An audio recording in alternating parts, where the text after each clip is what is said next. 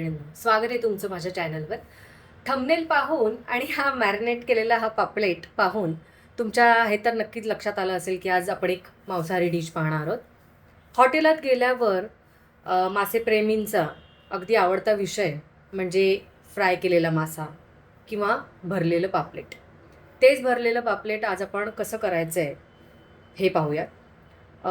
ही कुठली authentic recipe आहे किंवा असंच तो केला जातो असं मी म्हणत नाही आहे. ही माझ्या घरी मी भरलेलं पापलेट कसं करते यासाठी हा व्हिडिओ आहे.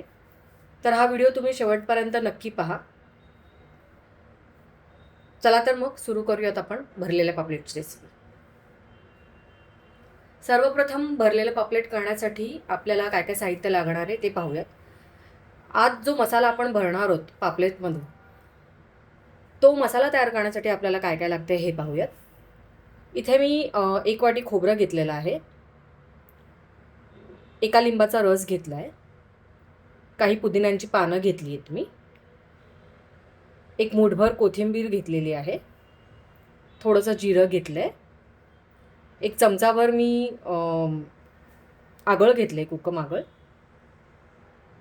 हिरव्या मिरच्या घेतलेल्या आहेत मी तोडून, 6-7 लसणीच्या पाकळ्या घेतल्या आहेत आणि अर्धा इंच आलं घेतलेलं आहे. हा रवा जो इथे दिसतोय हा रवा आपण नंतर हे पापलेट त्यात मसाला भरल्यानंतर घोळवून फ्राय करणार आहोत. या रव्यामध्ये तुम्ही 0 नंबरचा बारीक रवा घ्या किंवा मध्यम रवा घेतला तरी चालणार आहे. या रव्यामध्ये मी 1 चमचा तांदूळ पीठ घातलेलं आहे. त्यात मी तांदळाचं ना घावण्याचं पीठ घातलं आहे आणि त्याच्यात मालवणी मसाला घातलेला आहे, चवीपुरता मीठ घातलेलं आहे. मीठ आता ओव्हरऑल या डिशमध्ये मीठ घालताना थोडं सावधगिरीने घालायचं आहे, कारण ऑलरेडी हे पापलेट जे आहे ना, हे पापलेट मी मॅरिनेट करताना ह्याला मीठ हळद लावलेली आहे आणि मालवणी मसाला घातला आहे. थोडं हे आगळसुद्धा मी त्याला लावून हे मॅरिनेट करून ठेवलं आहे काही काळापुरता. त्याच्यामुळे मीठ इथेसुद्धा असणार आहे या माशामध्ये. या वरच्या कवरामध्ये सुद्धा आपण मिठाचा वापर करणार आहोत आणि लागलीच जो मसाला आपण करणार आहोत ना, त्या मसाल्यात मध्ये देखील आपण मिठाचा वापर करणार आहोत. त्यामुळे ही एकंदर ओव्हरऑल ही डिश खारट होणार नाही याची काळजी तुम्ही नक्की घ्या. त्याच्यामुळे मीठ घालताना थोडं अंदाजाप्रमाणे व्यवस्थित घाला. आणि ह्या मिरच्या ना व्यवस्थित घ्या तुम्ही, कारण एकतर हा मांसाहारी प्रकार आहे आणि तो व्यवस्थित जर तिखट झाला ना तरच तो चवीला चांगला लागतो, नाहीतर मग ते थोडंसं असं मुळमुळीत लागण्याची शक्यता असते. चला तर मग आपण जो मसाला करून घेणार आहोत तो कसा करणार आहोत ते पाहूया. मैत्रिणींनो, या पापलेटच्या मध्ये मसाला भरण्याकरता जेव्हा मी हे पापलेट घेतलं ना कोळणीकडून, तेव्हा तुम्ही पाहू शकताय आता हा मसाला ना, हे वरून तर ह्याला तिने दोन्ही साईडने चीर दिलेलीच आहे की जेणेकरून आपण जे मसाले त्यात घालणार आहोत ते मसाले व्यवस्थित त्यात इन्फ्यूज झाले पाहिजेत, त्याचा स्वाद त्याला मसाल्याला व्यवस्थित लागला पाहिजे, म्हणून दोन्ही साईडने तिने ह्या चिरा अशा त्याला केलेल्या आहेत. शिवाय हे पाहू शकताय तुम्ही, हे अशा प्रकारचं पॉकेट आत क्रिएट केलेलं आहे तिने. आता शक्यतो जर तुम्हाला पापलेट भरायचं असेल ना तर तुम्ही कोळणीकडून विकत घेताना तिला हे नक्की सांगा की मला ते भरायचं आहे, म्हणजे ती ना हे असं व्यवस्थित ते लोक कापून देतात. आपल्याकडे घरी हे असं कट करणं एवढं आपल्याला शक्य नाही होणार, कारण त्यांच्यासारखे धारधार विळे आपल्याकडे नसतात आणि सुरीने ते जेव्हा आपण असं हे पॉकेट क्रिएट करण्याचा प्रयत्न करतो ना तेव्हा ते व्यवस्थित कट करता आपल्याला येत नाही. त्याच्यामुळे हे लक्षात ठेवा पापलेट घेताना. आता ह्याचा जो मसाला आपल्याला लागणार आहे ना, तो मसाला करताना सर्वप्रथम हे बघा, हे पाहू शकताय तुम्ही, हे मिक्सरचं भांडं मी घेतलं आहे. आता या मिक्सरच्या भांड्यामध्ये या एका पापलेटमध्ये भरण्यासाठी हे मी वाटीभर जे खोबरं घेतलं आहे ते खोबरं या मिक्सरच्या भांड्यात घालते.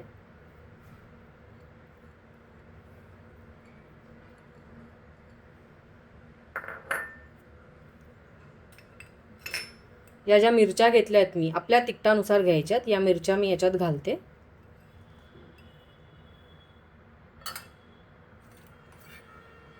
लसणीच्या पाकळ्या घालते मी.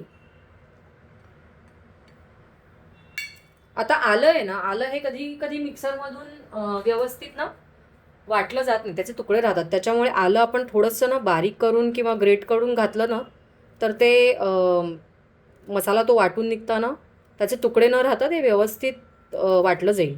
म्हणून मी हे बारीक तुकडे करून घालते त्याच्यात. हे थोडं जिरं आहे, ते जिरं मी घालते. अगदी अर्धा चमचा मी जिरं घेतलेलं आहे. ही मुठभर जी कोथिंबीर मी घेतली आहे ना, ती कोथिंबीर यात घालते. आणि ही काही पानं मी पुदिन्याची घेतली आहेत. आता हे ऐच्छिक आहे, मी ती घालते. याचं कारण असं की एकतर हा मासा आहे, मासे हे थोडेसे त्याला उग्रट वास असतो, उग्रट चव असते. ती उग्रट वास आणि तो उग्रट चव काढून टाकण्यासाठी आणि थोडंसं असं रिफ्रेशिंग स्वाद त्याला आला पाहिजे, म्हणून मी थोडीशी पुदिन्याची पानं याच्यात घालते. मी माझ्या मागच्या हलव्याच्या व्हिडिओमध्ये देखील सांगितलं आहे, तुम्ही पाहिला नसेल तर तो जरूर जाऊन व्हिडिओ पाहायचा आहे हलवा फ्रायचा, की जेव्हा केव्हा आपण मासे आणतो तर त्याला थोडीशी हळद आणि मीठ लावून ठेवायचं आहे. त्याने देखील व्यवस्थित धुवून, म्हणजे त्याने देखील व्यवस्थित लावून ठेवल्यामुळे माशाचा जो उग्रट वास असतो ना आणि स्वाद असतो ना, तो कमी व्हायला मदत होते आपल्याला. आता हे चवीनुसार मीठ मी त्यात घालते आहे. आता यात कमीत कमी पाण्याचा वापर करून आपल्याला ते वाटून घ्यायचं आहे व्यवस्थित. लक्षात ठेवा, जास्त पाणी त्यात घालायचं नाही आहे. जितकं कमीत कमी पाणी वापरून आपल्याला ते करता येईल ना बारीक, तेवढं आपण ते करून घ्यायचं आहे. आणि हा जो लिंबाचा रस मी घेतलेला आहे ना, हा लिंबाचा रस मी आता घालत नाही आहे, हे तुम्ही लक्षात ठेवा. त्याचा वापर आपण नंतर करणार आहोत. तर मग आता हे मी बारीक करून आणते. हे पहा मैत्रिणींनो, जे मिश्रण आपण भरण्यासाठी वाटलेलं आहे, हे मिश्रण म्हणा, चटणी म्हणा, तर ते हे इतकं बारीकसर आपल्याला वाटून घ्यायचं आहे. हे पाहू शकताय तुम्ही, हे बघा. कमीत कमी पाण्याचा वापर करून घ्यायचा आहे आपण. जास्त जाड भरत ठेवू नका, नाहीतर मग ते खाताना ना असा फक्त खोबऱ्याचे कणकण तोंडात लागणार. त्याच्यामुळे हे जितकं बारीक कमीत कमी पाणी वापरून ही चटणी करता येईल ना, तेवढी कमीत कमी पाणी वापरून करायची आहे आपल्याला. मैत्रिणींनो, तुम्ही आता पाहू शकत असाल, मी गॅस ऑन करून त्याच्यावर ही छोटी लोखंडाची कढई ठेवलेली आहे. आता जी चटणी आपण आत पापलेटच्या आत भरण्यासाठी करून घेतली आहे ना, ती चटणी आपण थोडीशी परतून घेणार आहोत या कढईमध्ये तेल घालून. कारण काही जण ते अशीच डिरेक्टली भरतात, पण त्याच्यामुळे मला असं वाटतं की थोडासा तो ना कच्चट वास आणि कच्चट अशी ना चव राहते. तर आपण काय करणार आहोत, ती चटणी जी आहे ना, ती अशी कढईत काढून घेऊन थोडीशी तेल घालून, अजून मी तेल त्यात घातलेलं नाही आहे, आता वरून घालते. आणि त्याचा कच्चा वास जाईपर्यंत ना थोडंसं परतून घेणार आहोत.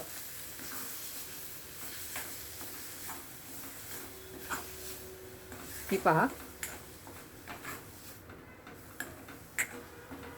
म्हणजे त्यात थोडंसं जर मॉइश्चर पण राहिलेलं असेल ना, तर ते सुद्धा असं निघून जाईल त्याच्यातनं आणि थोडीशी ड्राय होईल ती. आता ही भाजताना अगदी एक छोटा चमचा तेल मी त्यात घालते आहे.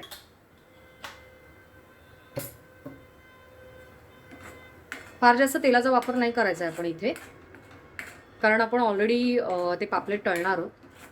त्याच्यामुळे जितकं कमीत कमी आपल्याला तेल वापरता येईल तेवढा आपण प्रयत्न करायचा.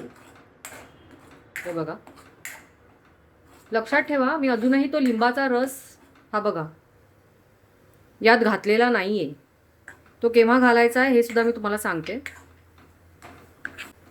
हे थोडं असं 1-2 मिनिटभर आपल्याला परतून घ्यायचं आहे, फक्त त्याचा कच्चा वास आणि चव जाईपर्यंत.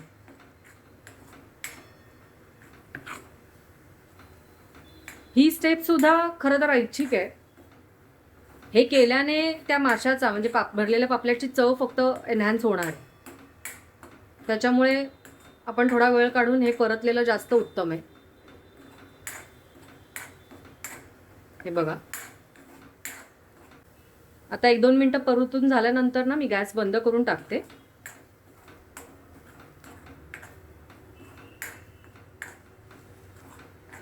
आता हे वाटण आहे ना, मी पुन्हा या बोलमध्ये काढून घेते आणि ते थोडं गार करते. ते गार केल्यानंतर आपण त्यात लिंबाचा रस ओतायचा आहे. हे बघा मैत्रिणींनो, तुम्ही पाहू शकताय, हे किती छान हिरवगार वाटण आपलं झालेलं आहे. आणि ते किती थोडंसं असं म्हणजे कोरडं आपण करून घेतलं आहे. त्याचा कच्चट वास घालवलेला आहे, त्याची कच्ची चव घालवलेली आहे आपण. आता हे आपण ना गार करायचं आहे आणि मग ते लिंबाचा रस त्यात घालून त्या पापलेटमध्ये आपण स्टफ करायचं आहे. कुणी कुणी हे वाटण आंबट करण्यासाठी ना त्याच्यात लिंबा एवढा चिंचेचा कोळ देखील घालतात. काही लोक विनेगरचा सुद्धा वापर करतात त्याच्यात. आपण मात्र लिंबू रस वापरणार आहोत. शिवाय तुम्ही याऐवजी एक एक्सपेरिमेंट म्हणून कैरीचा देखील वापर करू शकता. सध्या अजूनही बाजारात कैऱ्या मिळतायत, तर त्या कैरीचा देखील थोडासा वापर तुम्ही याच्यात करू शकता. आता हे वाटण तसं थंड झालं आहे, त्याच्यामुळे मी त्याच्यात हा लिंबाचा रस जो घेतला आहे ना, तो रस मी घालते. आता हे वाटण थोडं परतत असताना मी त्यात का नाही घातला तो लिंबाचा रस, तर कुठल्याही पदार्थात लिंबू घातल्यानंतर, लिंबाचा रस घातल्यानंतर तो जास्त काळ शिजवायचा नाही. त्यामुळे त्या पदार्थाची चव जी आहे ना, ती कडसर होण्याची शक्यता असते. म्हणून हे वाटण झाल्यानंतर, परतून झाल्यानंतर मी त्यात तो लिंबाचा रस घातलेला आहे. हे पहा मैत्रिणींनो, आपण आता हा मसाला थंड करून घेतलेला आहे आणि आता तो भरायचा कसा हे मी दाखवते. शक्यतो हे करताना तुम्ही हाताचाच वापर करा, चमच्याचा वापर करायला जाऊ नका. तर हे अशा पद्धतीने हे ओपन करून घ्यायचं आहे पापलेट आणि हाताने हा जितका मसाला शक्य होईल ना, तितका आतपर्यंत हा दाबून भरायचा आहे आपण. जितका जास्तीत जास्त मसाला तुम्ही त्यात स्टफ करू शकाल ना, तितका तो शेवटपर्यंत आतमध्ये दाबून भरून घ्यायचा आहे व्यवस्थित.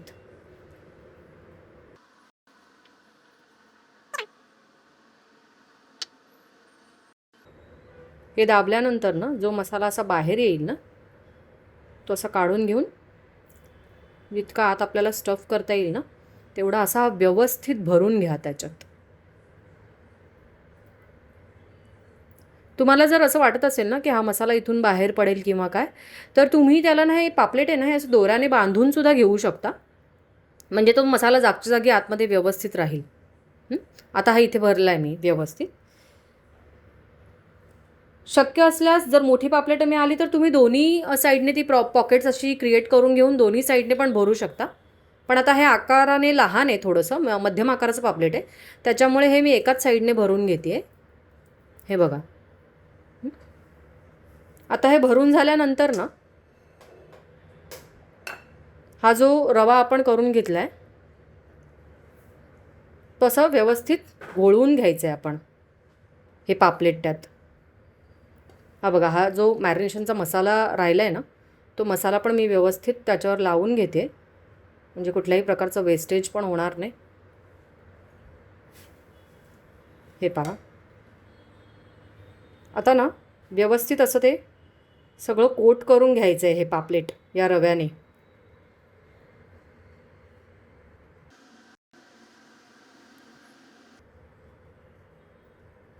हे पहा, अशा पद्धतीने. नंतर हे उलटवायचं आहे.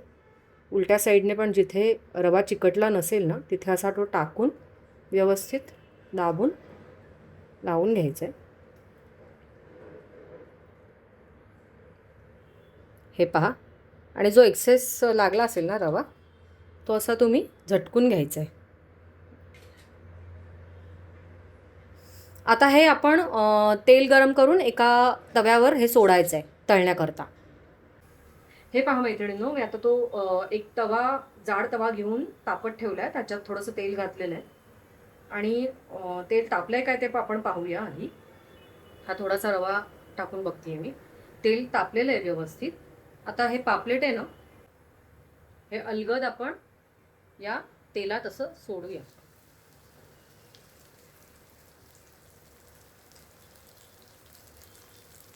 हे करत असताना आता सोडल्यानंतर, तेल तापल्यानंतर व्यवस्थित तुम्ही हा गॅसची आच आहे ना, ती मध्यम करा. एकदम फास्ट ठेवू नका, त्याच्यामुळे काय होईल की वरचं कवर फास्ट ठेवल्यामुळे करपू शकतं आणि आतमध्ये मासा कच्चा राहू शकतो. त्याच्यामुळे मध्यम किंवा त्यापेक्षाही कमी करा.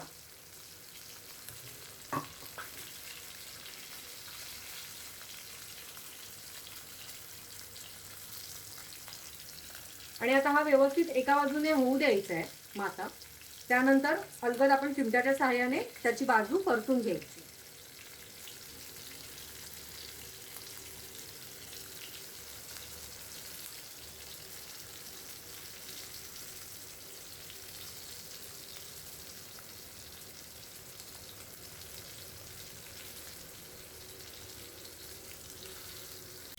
हे पहा मैत्रिणींनो, आता ह्या माशाची ना ही एक बाजू झाल्यानंतर आपण अलगद एका मोठ्या चिमट्याच्या साह्याने ना हा मासा असा परतून घेऊयात आपण.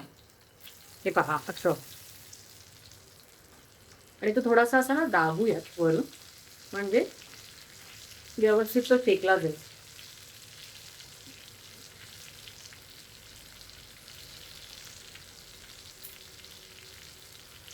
आता ही देखील बाजू व्यवस्थित शेकेपर्यंत ना आपण वाट पाहायची. आता शेकून झाल्यानंतर ती कशी दिसतीये किंवा हे भरलेलं पापलेट कसं दिसतंय हे मी तुम्हाला एका सर्विंग बोलमध्ये किंवा एखाद्या सर्विंग डिशमध्ये काढून झाल्यावर दाखवते.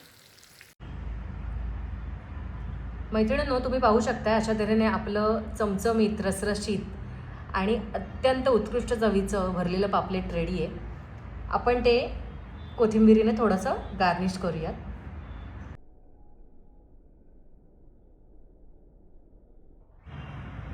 जर पाककृती आवडली असेल तर अवश्य तुम्ही हे माझ्या पद्धतीने हे भरलेलं पापलेट करून पाहायचं आहे आणि मला तुमचा अभिप्राय नक्की कळवायचा आहे. पुन्हा एकदा नक्की भेटू आपण अशाच एका चमचमीत रेसिपीसह. तोपर्यंत धन्यवाद.